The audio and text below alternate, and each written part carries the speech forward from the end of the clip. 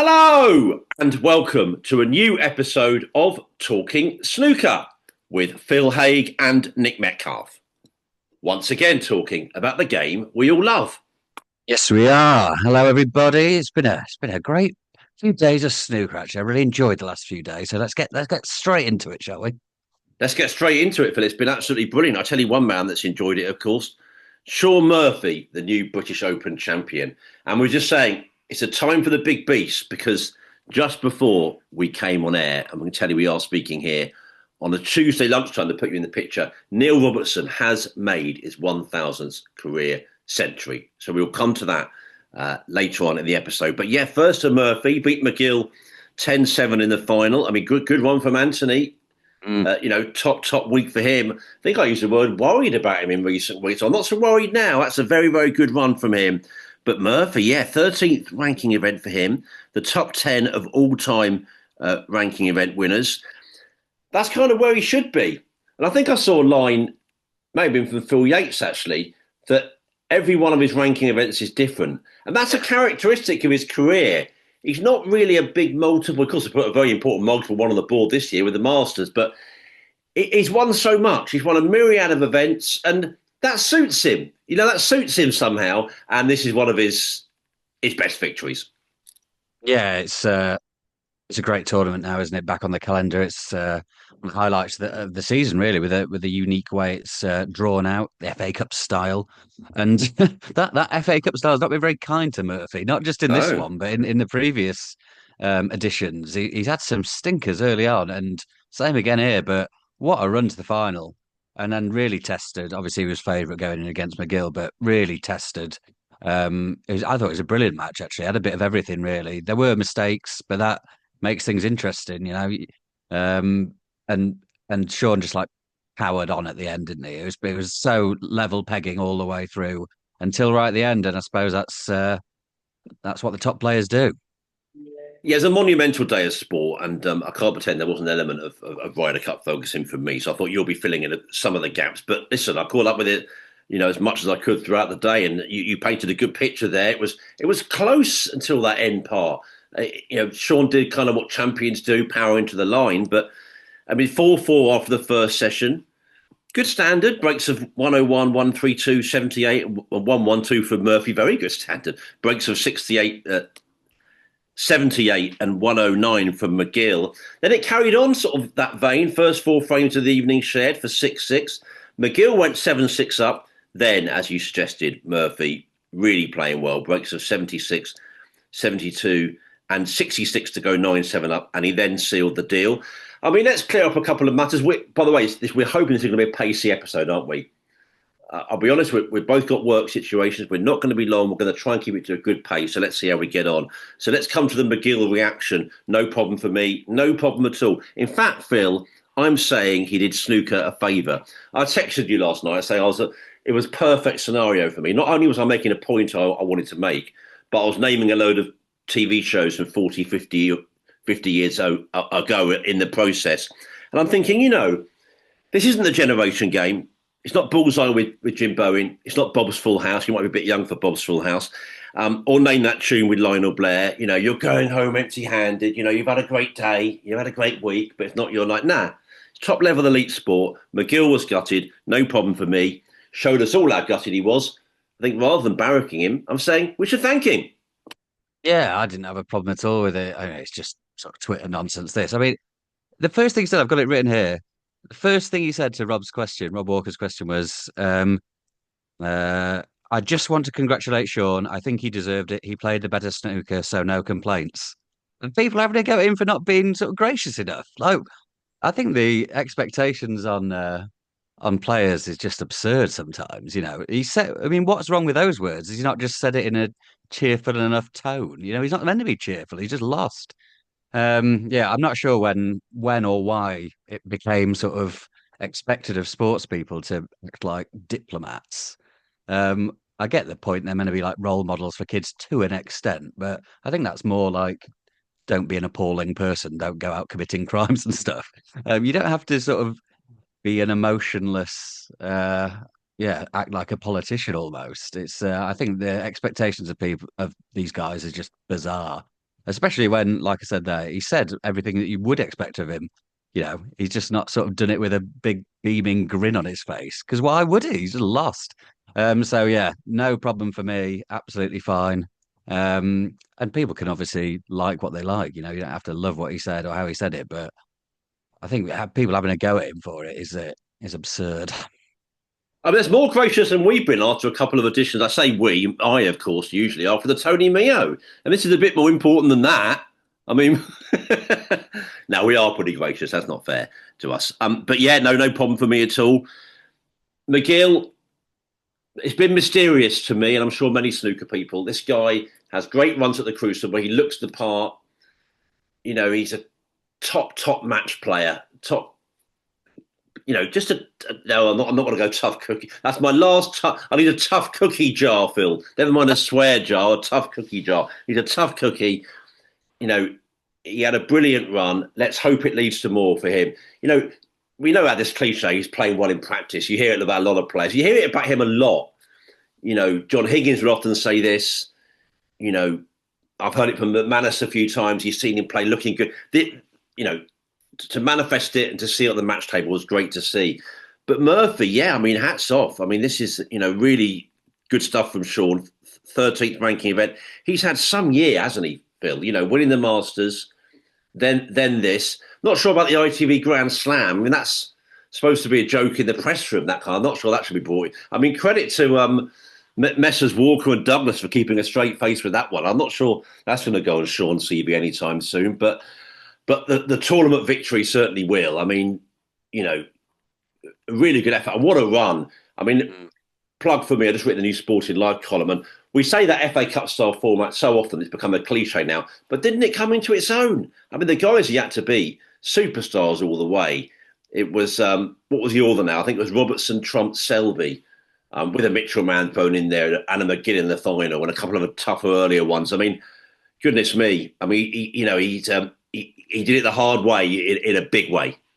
Yeah, definitely. And it's sort of easy to say now because he has won it, but it felt a bit like that Masters win where he just looked like he was playing superbly. But he does this sometimes. He'll have one amazing game and then not so much the next game. But once he's racked up two or three of those, you think, oh God, he's going to be really hard to stop here. And so it proved. I mean, to beat Mark Selby 6-1 in the semis takes some doing. It was only Trump that really pushed him until the final. That went to a decider, but he saw off Robertson and Selby and Mann, as you mentioned, and Scott Dawson before that, only dropping one frame each against that lot. So, yeah, there's something about Murphy when he gets in a roll. It just feels like he's headed towards the silverware because his best is just ridiculously good. And he said it himself, and everyone knows that it's just the consistency. When you see him doing things like that, it was brought up. Was it last week we were talking about has he underachieved? Yeah, I think so. And We had a bit of correspondence asking about that. yeah, it seems very, very harsh to say that because you say he's in the top 10 of all time in terms of ranking titles. But yeah, when you see him do that in a tournament, you think, oh, why hasn't he won loads more? So it is a case of consistency. But he's saying all the right words. He's back on the practice table on Monday. I think he's playing today, isn't he? So he's got a great chance to roll this form on, and he'll be hoping to add more titles this season because you got to cash in while you're playing well, and he certainly is. Well, I was in Cheltenham for a couple of days, and I have to say, caught little, you catch things in sometimes mind's eye, or when you're in a corridor, or even when you're seeing the guys themselves. That Ebden and Murphy team together, they're looking a formidable prospect. Just seeing them around the place looks formidable to me. If I was an opponent or another star, I'd be like, my God, those two thick as seas, not good for my chances. And Ebden, what a hard taskmaster. I said I caught a bit of that myself, but Shaun was joking about that on television, wasn't he? Just saying after he completed his wins, Peter, like, well, this has got to be a bit better. That's got to be a bit better. And I thought, yeah, you know what I mean? I mean, he was a brilliant player already, but, the influence, Shaun telling us how big it is, and the evidence is there for it. We had those big wins, didn't he, a couple of years ago, but he was saying he didn't really believe he could win the very, very biggest ones again. He can, and he's got plenty of years left in the game too to win more of them. I mean, maybe, Phil, we should go back and look at some of the early highlights. Say we are trying to do this at a bit of a pace today, and some of the earlier lines for you that I picked out just by looking through the scores. Zhang Anda 4, Bai Yu Lu 3. This was on day 2. We had day 1, of course, when we were last on the air. Three centuries in a row from Zhang in that one. Really good match, John Higgins, Jack Lesowski, 4-3 for Higgins. Break of 1-3-2 in the decider. Sanderson Lamb pushed Mark Williams all the way, Phil. Went to a decider, 4-3 for Williams. Hell of a win for Stan Moody, beat Kyron Wilson 4-2. That's a brilliant win for the 19-year-old there. And looking at day three, well, I like the look of Ali Carter Wu Yizha, and that went all the way. Break of 97 in the decider from Carter to win it 4-3. And, Mark Selby Liu Hongyu was a really good match. Selby 3-0 up. Liu came back to 3-3. Selby won the decider. And that man Higgins, he had a very good run all the way to the semis. He beat Zhao Xintong, the world champion, with breaks of 76, 82 and 55. Well, I was at the tournament by this stage. So I remember a lot of this. And it was good stuff, day four. I like Mark Williams, Mark Allen. Really good match. Williams won it 4-3, break of 63 in the decider. And did you see, I'm sure you did, Joe O'Connor's red when he screwed back? I never saw who won the hot shots. That could have won it for all I know. I never saw the conclusion or who won that, but he must have been in the running. What a shot. I saw that live. And it was just absolutely spellbinding. He couldn't have put it anywhere else on the table to carry on with a chance of winning the frame. Needed the black, deep screw, right on the black. Brilliant. But Selby won the match 4-3. And then, Shaun Murphy 4, Neil Robertson 1. That was a good performance from Murphy, as it was all week. He then told me on Radio Snooker he didn't realise he was playing again that night. Wasn't very happy about it. Said it disrupted his whole plans. He said to me he was hoping to go to the Ivy for a steak. That's how me and you roll, isn't it, Phil? Just go to the Ivy of a midweek night for a steak. Very much our cup of tea, that. But he said no. He said go home, walk the dog, wolf down a bit of food, come back. But he got the job done against Trump. But as far as I heard from much better authorities, a million times better authorities at scheduling tournaments than me, saying that there just is no way to avoid that, the way this format is set up for this tournament as it is right now. And, obviously, I'm often short in the common sense department. People pointing out, well, if you are going to have a 7-day tournament, the way it's going, you're going to have, you're not playing one day. Of course, there will be a day where you play twice, but it's not only Championship League, as kind of Shaun was. He wasn't saying that, but he was saying it had the Championship League feel. I'm not sure it goes on a lot. Happens a lot of home nations. But listen, maybe there could be a better way of doing it. It was short format. It was worse for Trump. He had a shorter gap. But 2 in 1 day, it's just something that when there's so much snooker going on, the stars and indeed the players throughout the tour do have to deal with. Yeah, it's not ideal, is it? I mean, especially that turnaround for Trump was mental. He beat Martin O'Donnell, didn't he? Which is often a bit of a slog against the minister. It was a slog, actually. It really was a slog, that. So. And then he seemed to only have, 40 minutes or an hour or something, and he was back on. And it's like you don't want to be whinging about this stuff. They're not doing a physical exertion really, and they're only short games, but still, it's not good. And even though they both played twice, they've got a completely different level of gap between, which isn't ideal. You want the playing field to be as level as possible, don't you? Even if they'd both played in a morning session, say, and then back in the evening, that would have been a bit better. So yeah, it's not ideal, but to be fair, the game was good. They both played really well when they came back. I don't think Trump. I didn't see any quotes from Trump. Actually, I don't think he was blaming that or anything. He looked good in that, and Shaun was just a bit better. So yeah, especially when you've got like someone like Ebden in your corner, you think he might have mentioned it to Shaun about playing twice in one day. Like, there's a bit of an oversight from both of them if they both missed that. But fair play, dealt with it very well in the end, and gave some good quotes to you. I was enjoying very much your radio snooker offerings from Cheltenham. Very, very good. That's what I told you to say. Thank you. No, they were fantastic.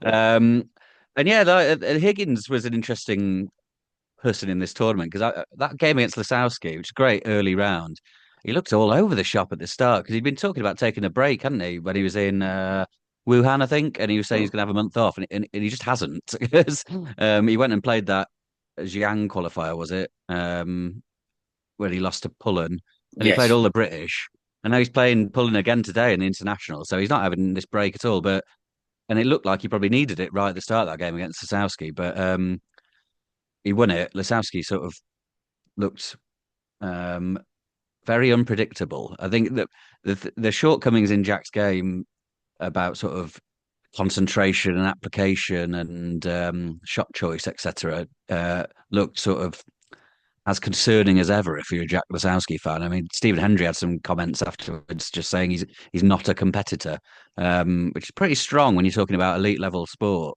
And sometimes you watch him and you think, that is right. So Lasowski sort of let him off the hook, and then Higgins got really strong from there. I watched that game against Zintong, and he was excellent. And Zhao's sort of early season struggles. I mean, losing to John Higgins is no embarrassment by any stretch, but struggling to get many results together, the world champion just yet. But encouraging Higgins, who I thought that game against Zhao, I thought maybe he needed just something like that to focus his mind if he's sort of struggling for motivation and dedication at the minute. If you're taking on the world champion, you probably just needed something like that to get the juices flowing. And he looked really, really good in that game, so it worked. And yeah, just mentioning Hendry, that reminded me of that O'Connor shot. Hendry absolutely loved it. He was saying it's not just shot of the tournament, it's probably shot of the season, which is Mm. high praise from Stephen Hendry. He was very impressed. Oh, it was pinpoint accurate. It was brilliant stuff. To be there in the arena to see that, people were like, "Wow, that was that was quite something," you know. And I'm glad it's got the attention and the acclaim it's deserved. Yeah, he was in good form when I saw him, John Higgins. I was a bit wary of saying that. You see people like say, that, "Oh, someone's looking relaxed around the arena," and it just sort of means they're just walking around looking normal, really. When people say that to me, but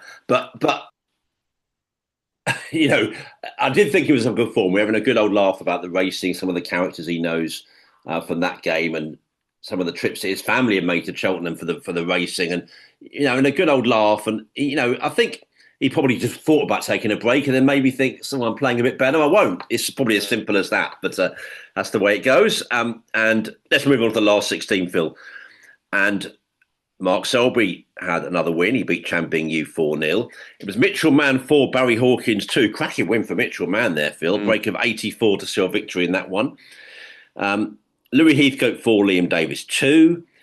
Mark Williams 4, Lay Pay Fan 1. Break of 1-2-3 from Williams to seal that win. The Murphy Trump match we mentioned. Murphy got the job done 4-3. Good match. Stan Moody 4, Ali Carter 3. Again, good stuff for Stan. I look at the 1 year list. He's 25th on there. I thought he'd be a bit higher, actually. Good season so far. Promising to be, but, quite clearly his best. Anthony McGill 4, Zhao Gudong 2. And John Higgins 4, Ben Mertens 1. That finished late, as I recall, maybe even post midnight. A lot of very late finishes. There was loads of, it's always loads of snooker at these events, but it just felt like it was properly wall-to-wall snooker, wasn't it? There was very often hardly any gap between the afternoon and the evening. It was just proper. And just being there, I got that feeling every time you went out there, 4 matches in progress all the time. It was so busy with snooker, and that's great. I did think during this week, and it's a bit of a byproduct of our game. And I've heard some very good pundits say this recently. Actually, Dave Hendon made this point when he was on Radio Snooker with me talking about his book, that the World Championship just gone, and I totally agree, had fewer of those dramas and scandals that we often have. And we actually focused a bit more on the snooker. I think that was all the better. And I'm guilty of this. I mean, it's partly the game we work in. And I was thinking this quite a lot when I was in Cheltenham, our editors or bosses or, higher ups, with the greatest one in the world, don't want to hear about a safety battle in round 2 of the Scottish Open. They want to hear about who's slagging off who. That's an unfortunate way of the world. So we tend to talk round the action too much. But I really enjoyed focusing a lot more when I was there on the actual action and just, I don't call it the beautiful table game for nothing, Phil. I really enjoyed doing that. But yeah, maybe get back to you for that last 16 round then. And Mitchell Mann looking the part there against Barry Hawkins. That's great stuff. And Moody too. So good to see a few different names. And this is where the FA Cup style format comes into its own in a way, because you get some of those really heavyweight meetings. I know we ended up with a big winner, but it can help the others, can't it? Because slowly but surely, those big guns are being knocked out maybe more than they would often be. Yeah, exactly. Yeah, and we did get some really good sort of early matchups between the heavyweights, and yeah, some sort of lesser knowns getting through there. Mitchell Mann really quite a random a name in the quarterfinals, but did brilliantly. I mean, he's a really good player. He's just not been able to show it too much. Hmm. And I suppose Stan. I mean, he's doing this regularly now. I think this is what's most encouraging. He's not sort of just had one. Um, week out of the blue where he's gone mad and won a tournament. He's actually just proving to be very consistent this season, which is very encouraging for him. That's another great win over Carter to follow up beating Kyron. So yeah, fantastic for him. He's looking very impressive. There's actually a good amount of youngsters in that last 16 with Liam Davies there. Ben Merton's still very young, Chang and Lei. A lot of good young players doing well. Although obviously the deeper we got, it was the much more experienced names that were still going. But yeah, there is definite encouragement this season, I think, in terms of the amount of teenagers or very early 20s who are regularly picking up wins. It's looking quite good on that front. Yeah, indeed. Let's go for the quarters and the semis. In the last day, Anthony McGill 5, Stan Moody 3, Mark Selby 5, Mark Williams 3. Clearly, players not happy with conditions there. I mean, Mark Williams wasn't saying much. He kept saying, I want to say more, but I'll be fine. Stephen Hendry said, the table is not level. They can't find me. So that said it all. Shaun Murphy 5, Mitchell Mann 1, and John Higgins 5, Louis Heathcote 2. Then the semis, it was a good win for McGill over Higgins, 6-3 for him. Breaks of 99, 50, 57, 104, 93 for McGill. Good scoring. And then in the evening, it was breaks of 50, 116, and 93 for Murphy. He got a cracking win, 6-1 against Mark Selby. Not many of those to the pound against Selby. One frame in that match was really compelling, actually, when Selby needed a snooker. He got that and a few more. He actually ended up losing the frame. But it was noticeable because they weren't just snookers, they were sort of horror snookers.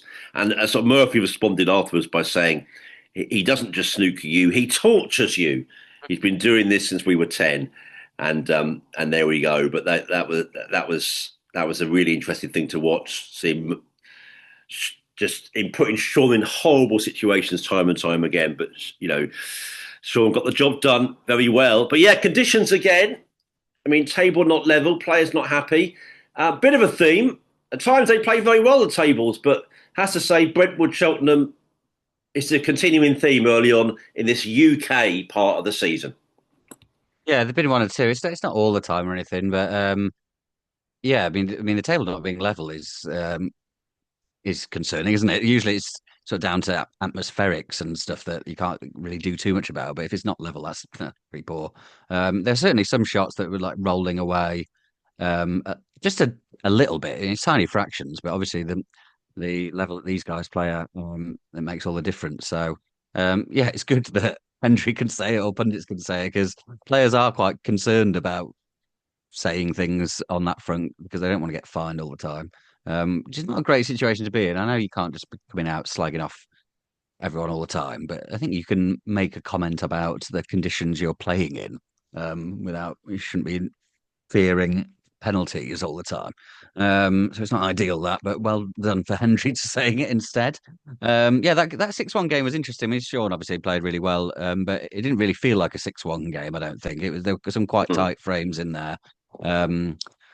But yeah, fantastic win. And Selby's an interesting one actually, just because the level we have him on, quite rightly. He got to the semis in the English and the British, and it just sort of without much note really, because Mark Selby getting to a semi-final is just part of the course for him, really, isn't it? But I think he's won more games than anyone else over the last month. Um, Mm. so he's in good nick. He's looking good. He just hasn't got over that line. But back-to-back semi-finals, it goes under the radar for someone like Selby, but it's not too bad, is it? No, good way of saying it. Absolutely not. And in the final, Shaun Murphy, as we say, got the job done, beating Anthony McGill 10-7. Then we're doing all right for time, Phil. We're going to talk more about the British Open, but let's maybe first say uh, next a name check. And you are listening here to the Talking Snooker podcast with Phil Haigh and Nick Metcalf. We are saying congratulations to Shaun Murphy, the winner of the British Open. I love the venue, Phil. I have to say, I'm absolutely kicking myself for not having been before. I think it might have been a bit of a subconscious thing, or even a bit conscious, that I was a bit funny about going somewhere that was such a famous venue for something else and wondering how I'd find it for what I suppose you say is ultimately a lesser event than the main thing it's known for. But it totally worked for me. I loved the piece about the place. And I'm not going to go too much. I feel a bit sore points. I know you did want to go and couldn't make it. So I don't want to. It sounds like I'm, but no, Go ahead. it helped with the weather. I've been lucky, or we've been lucky, but certainly the ones I've been to, the Manchester event in the spring had the most wonderful weather. This did as well. And looking across at Cleve Hill, I really felt some peace sitting out there in the stands and looking across. It was on this few of my interviews there, and everyone I spoke to said Yamaha has. I remember saying, so peaceful out here. He said he loves popping out there during tournaments. And not a space. I mean, Brentwood was everything about that place is no space. It's so confined. It's hard to do anything there, work or anything. But this was great, and I really did enjoy it. And listen, if you're a sports lover, you know there's a magic about venues, even when they're empty. There's an ethereal quality to them, and that's what I felt about Cheltenham. And it's a good venue inside there, the Centaur. Nice seating, very good crowd. So yeah, really good. They made far more of the draws this time. As we, of course, called for, Phil. Now, I run the marketing department. You're not sure those two things are connected, are you? I'm pretty sure they are. I had to look back last night. I was absolutely cackling, ludicrous. I was looking at David Caulfield, top writer, David, top operator for Snooker HQ. This is what he wrote. I remember it at the time, but I haven't seen it since, 12 months ago. Snooker journalists Phil Haig and Nick Metcalf, the pair behind the popular Talking Snooker podcast, he's saying popular, let's not challenge him, expressed their mystification with how the tournament has been promoted. I can't really get to grips with this British Open yet, Metcalf wrote. The clues on 3-2-1 with Ted Rogers were easier to follow. Can't believe that's in a serious news piece. I'm enjoying a load of snooker matches, and that's always great. But I'm not sure the pattern. I seem to have missed all the draws. Isn't that a big selling point? Talking Snooker co-host Haig agreed. I'm young enough not to understand Nick's 3-2-1 reference, but I'm also finding it tricky to follow. Haven't seen any of the draws. Hard to tell which rounds have been drawn yet. The scheduling is also weird. Dave Gilbert didn't play his first game until this afternoon, and he's back on tonight. Yeah, I mean, we had our say 12 months ago. Others did too, but I know we were one of the most prominent ones to say that. They obviously did change things. We saw many more draws. There was a lot of either ors in the draw, but it was still good to see them. They made a lot of them. You know, if you talk about the FA Cup style format and talk about how big the draws are, we got to see the draws. We did. The tournament was better for it for me. Yeah, definitely. Yeah, yeah, it can be a little event, can't it? With Robin, I think it was Robin Allen in the practice room. And yeah, I'd actually forgotten how confusing last year's was. Now that you've reminded me there, it was all over the place, wasn't it? And you didn't know what had been drawn half the time. I remember watching games, and someone on commentary would be like, "Obviously, the winner of this plays whoever." And I was like, "Do they? I've not seen that anywhere, and I can't Oh find yeah. it." It was very, very weird. So yeah, it's definitely an improvement. Um, and it should be. That's part of why this tournament is unique. Otherwise it's sort of slightly amped up Home Nation, really, but the draw gives it a whole different flavour. So yeah, they should make the most of it, and it was good that they did. And the draw naturally provides a lot of entertainment because, as I said, it really chucked out those big names together from right at the start. It really did. It really did. And I think we just thoroughly enjoyed the British Open. It's a good tournament. It's very difficult to be negative in any way about it, really. Good venue. And the benefit of persisting with the venue. I thought I had in my mind that the first year or two didn't sell that well as well there. But I wondered if it was a figment of my imagination. But people there were confirming now that kind of was the case. So it's really boosted. And that's what you need. It's such a lovely place in it as well, the town. So it's a nice combination of town and venue. Um, I just a little line, and you're one of the best we have in the game, Phil. Full stop. But I'm not just saying this as I've got the Murphy line, but just generally speaking, I do think events are a bit underreported on a little bit, and there's all sorts of nuanced reasons for it. Not the very biggest ones. Triple Crowns are fine, but when I go around, I sort of think, yeah. When I compare to other events, and there is an issue with journalism as well now, where journalists just aren't being sent to events, and events a lot bigger than the British Open Snooker. I can tell you, I was quite surprised to hear that some papers didn't have someone at the World Athletics recently. There was a Billie Jean Cup tennis match where I understand there wasn't a single UK journalist, and these are in far-flung places, but still, that would have been unheard of at one time. So this is not just a snooker problem, but I do sort of think, yeah, you go in press rooms and it's TV people, well, not always TV people, but sometimes TV people, and they have their own brief, and they can get lines, but they have a broadcast brief, and that's a bit different to us, I think. And I say us, I've element of broadcast media in my history as well, my life, but I think on the written side, we tend to delve a bit deeper, and I do think that's missing a little bit, and it worries me a bit because I sometimes think, you know, snooker's a bit PR'd, really. It's definitely PR'd in Saudi Arabia. That's no doubt about that. That's absolutely uncontestable. That tournament is PR'd to within an inch of its life. And I sometimes think it's not quite the same with the home ones, but it's a bit underreported. I'm not sure if you want to say anything on that, and that's just my little aside there. But over to you. Well, no, it's true. Yeah, I mean, even sometimes at the big ones, not the worlds, but like sometimes at the UK, you'll go up and there's hardly anyone there. I was at the Masters last year, and I'm sure I spoke to one player after they won in the quarter final, and I was the only one speaking to them. Um, so yeah, it's remarkable how few journalists are at some things. But yeah, that's it's just the sort of state of the industry Mm, to an extent. It's tough. And it is a shame because obviously you get much better stories out. I mean, you can tell when the events in China and stuff, the World Snooker guys will do interviews and they're good. They're better than nothing for sure, but they are, as you say, for promotional purposes rather than news purposes, and it is a different thing. So yeah, no, it's tricky, yeah. Without going too much into the details of my own job, but we're expected to be covering an awful lot of things, and mm, they don't always want you just focusing on one snooker tournament at one time. So it's tough to get to places, but I do my best to get to as mm. many as possible. And yeah, it's whether it's me or anyone else, it's always good when someone's there. Well, I say you're one of the best we have, no question about it. Um, I said to a couple of people that I met when I was away just this weekend gone, it's a bit simplistic, but they just want more done with fewer and fewer people, don't they? And as others have pointed out, I don't think our industry is the only industry where that's applicable, but that's what it is. They want more done with fewer people. Phil, we enjoyed the British Open. Next is the Xi'an Grand Prix in terms of main stages. That's starting next Tuesday. Interesting pattern, Tuesday to Monday. So we've got a Monday final coming up. We'll look forward to that tournament next time we're on the air. But we got qualifying, haven't we, for the International Championship? And let's just say, we were talking about it before we came on the air. You put up a very instructive photo.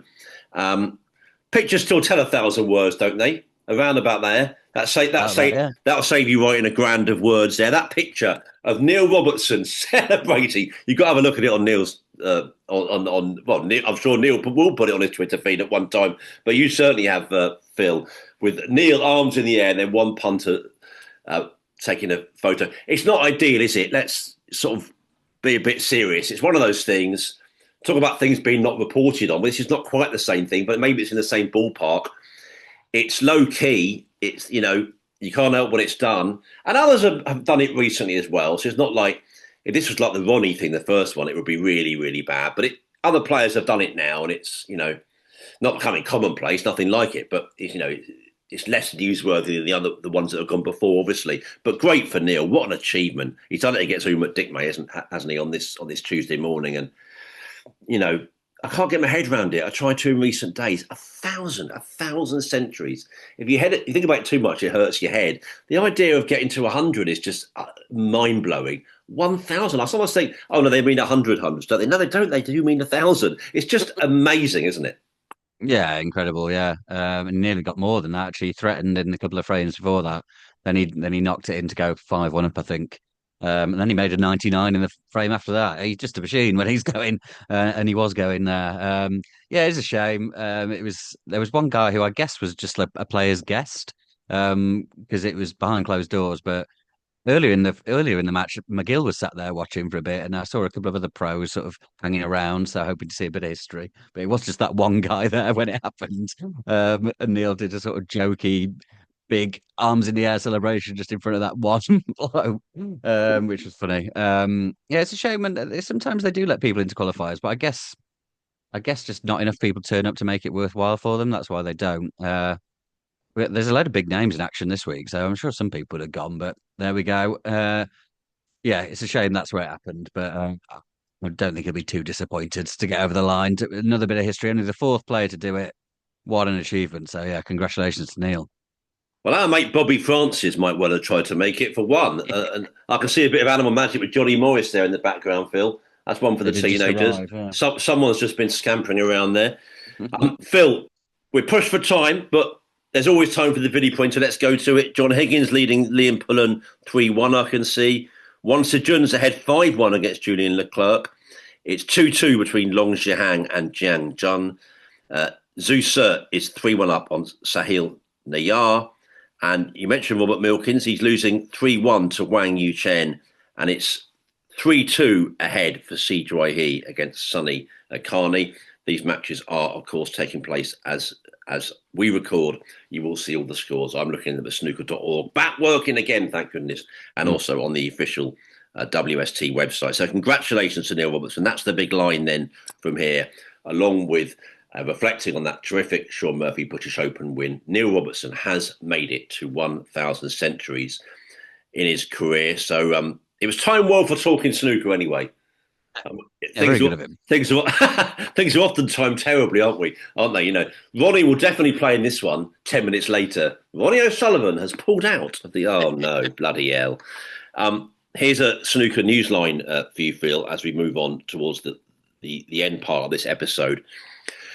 A trial has been set for January 2027 following a lawsuit brought by promotions company NST Worldwide, who claim that unlawful and anti-competitive practices, that's in quotes, have been used by the World Snooker Tour and the World Professional Billiards and Snooker Association to prevent snooker players from playing in tournaments, events or matches organised by competitor promoters. The defendants deny the allegations, arguing that player contracts are lawful agreements and that restrictions on third-party event participation are necessary to protect the integrity, commercial viability and global reach of the tour. World Senior Snooker Chairman Jason Francis and lawyer Maurice Carrier are directors of NST, while seven-time world champion Ronnie O'Sullivan owns a stake in the company. NST is claiming more than £10 million in damage from the WST and WPBSA. Well, a court has heard in recent days that the WST is estimated to spend £2.1 million on this case, while the WPBSA is expected to spend an estimated £1.85 million. It's also been confirmed that snooker players can give evidence and witness statements without triggering disciplinary action from the WST and WPBSA. Well, I mean, the trial's an awful long way away. Goodness, these things take some time, don't they? And it has to be said, Phil, you know, we don't want to say too much. We don't want to, you know, we're aware that proceedings are continuing. But, well, we can say for sure that some of these costs involved are eye-watering. Yeah, sure. That's a huge amount of money. Getting lawyers involved, as anyone will know, in any circumstance of their lives, is an expensive thing to do, isn't it? And yeah, it's concerning, isn't it, for just the sport in general, really, the amount of money that's going to be spent on this. Can't be seen as good news, really. We'll see how it goes, but it's a lot of money going out of the sport, isn't it, really? But yeah, it's everything takes age, doesn't it? This was first came about in January. I was looking at when I first wrote about this. It was back in January that this claim was brought up. This hearing's taken place where we found out the money that's going to be spent, guessing really, but the amount of money they expect to spend. And that big thing about snooker players can sort of give evidence and statements without fear of disciplinary action. It's quite important. And then now we've got to wait until well over a year before we hear anything more, really. So, yeah, interesting, but we'll have to just hold the horses and see what happens. Yeah, well, certainly watch developments with much interest.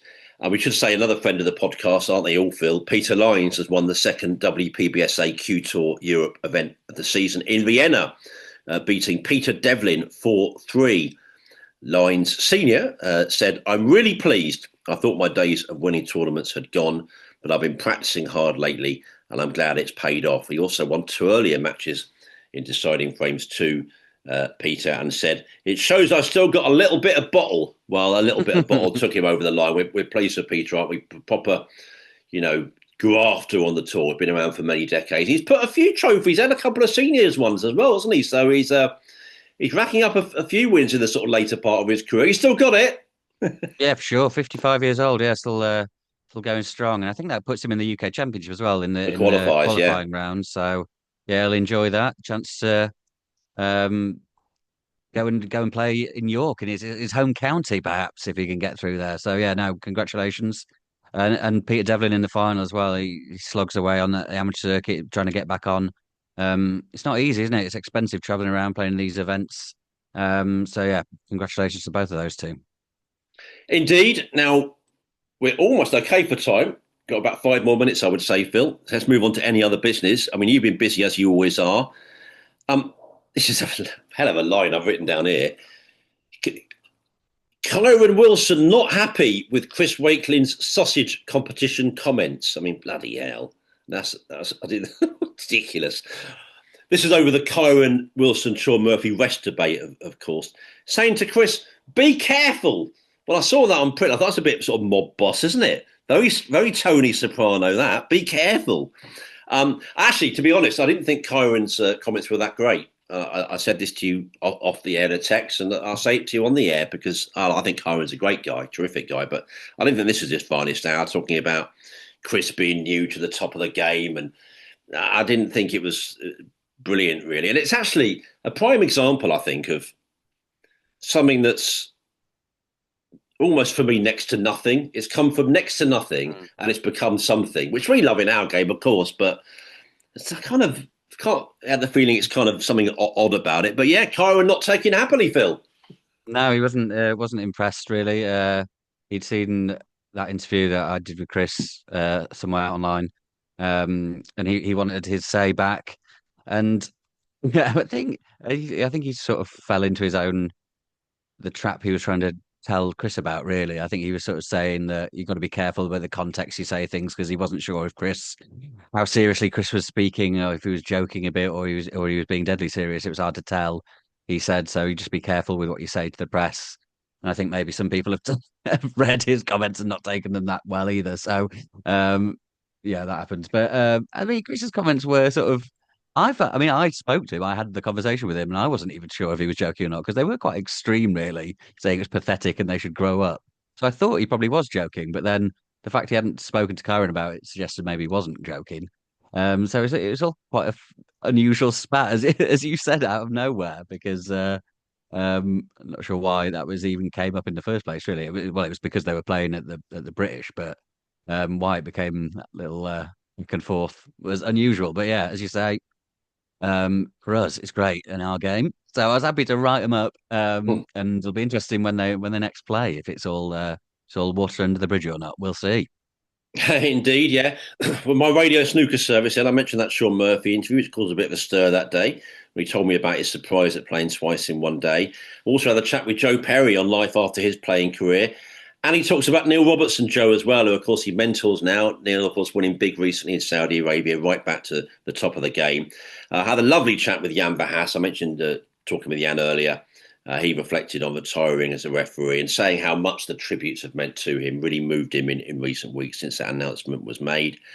Talked to Abigail Davis about her comparing debut at the English Open, and it's always a pleasure to speak to her. Very entertaining impression of Nessa there from Gavin and Stacey as a nice Abigail bonus.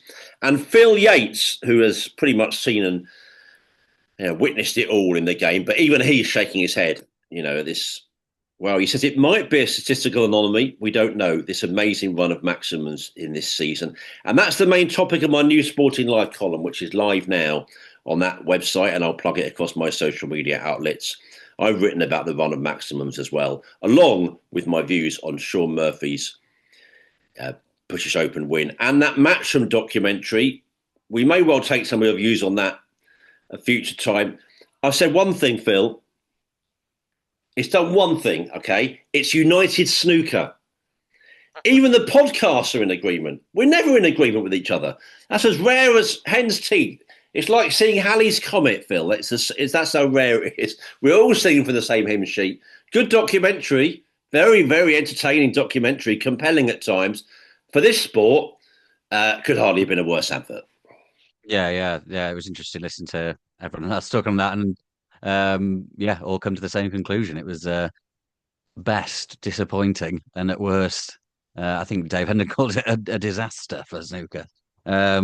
So yeah, not good. And we'll see. I don't know if they're planning any more another series or not. It was very popular, as you would expect it to be. So you'd hope we might Snooker might get a better shake of the action next time round if there is one. But yeah, this one we had to say, didn't we? Not great. Indeed. We're going to shoot off then to say other sporting matters. Europe won the Ryder Cup at Bethpage Black.